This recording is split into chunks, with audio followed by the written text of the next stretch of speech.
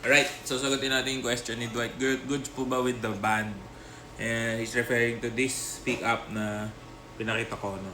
So, ang rule kasi dyan is kung ano yung ginagamit ng banda nyo,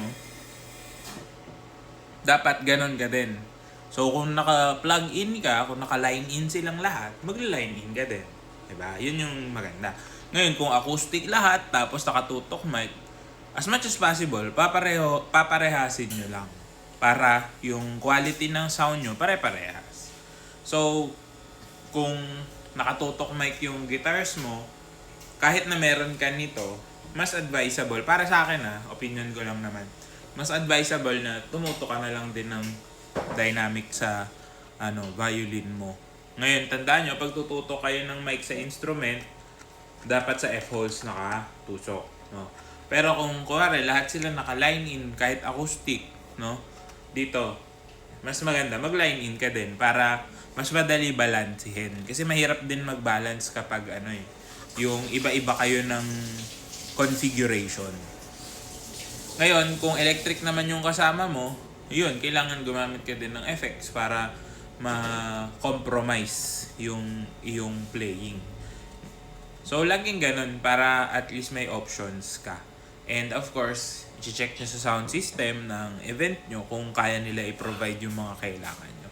Kasi minsan, kahit na kumpleto ka sa gamit, kung sila yung may problem, kunwari yung mixer nila hindi maganda or may kulang sa mixer nila na kailangan mo, makaka-apekto din yun. So, just always be ready. Ito, sobrang subok ko na sa dami ng events na natugtugan ko gamit to.